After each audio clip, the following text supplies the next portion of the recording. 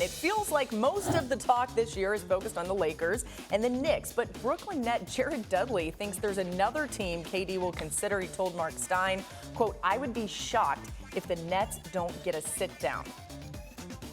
So what do we think? Is Brooklyn a better situation than the Knicks? I don't know. Look, anywhere he can go, they're going to win. And so you're going to be relevant on a national level. For the people here in New York, I don't care what the Nets do. How many championships would they have to win to surpass the Knicks in New York? This is a Knicks town. I think, and look, I'm born and raised in this city. In my opinion, most people's answer to that question would be it could never happen no matter what.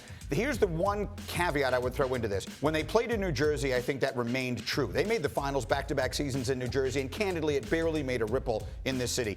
Moving to Brooklyn, I think there could potentially be a little bit of a cachet to that if they really became the star-laden team and they were making deep runs into the playoffs and they had the kinds of superstars, maybe even more than KD, I can't believe I'm going to say this, but a guy like Zion Williamson, if they somehow got him, and again, they're not in that sweepstakes, so that's not on the list of options, but a dynamic star who was sort of their own, I could see that becoming, I could see them potentially challenging the Knicks a little bit for local interest. The Clippers are the place that I think actually make more sense. I think the Clippers are the biggest player here, and I think that when you look at how Steve Ballmer has orchestrated and changed the perception of this organization, you've got the right coach, you've got the right front office now, and now you have this cap space on a team that already has had success and has already gotten to the postseason. You add in two max. If they get Kawhi and KD, the Clippers steal L.A. from the Lakers. I mean, we talk about the Nets, Knicks. No, same thing. They don't steal L.A. They steal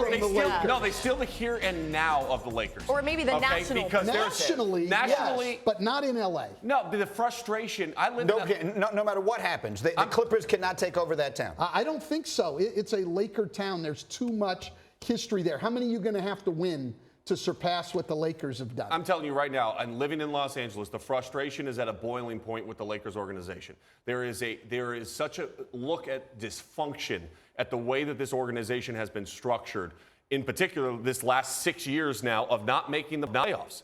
And the window of opportunity, the Clippers to get their own building, which I know is very important to them. They want to get outside the Staples Center. You have two stars that can go build you a new building and have success. You start creating to a younger fan base in Los Angeles that don't remember the Showtime days. The only thing is, I would say, to sort of put a ribbon on this conversation is if you're Kevin Durant and you're contemplating your future, it's already risky enough to leave Golden State and leave behind what you have in such a good circumstance. Do you then take on the added risk of exactly what we're talking about? Well, can I actually make the Nets relevant? Can I make the Clippers the first team in that town? If he and Kawhi were to go there together or something like that.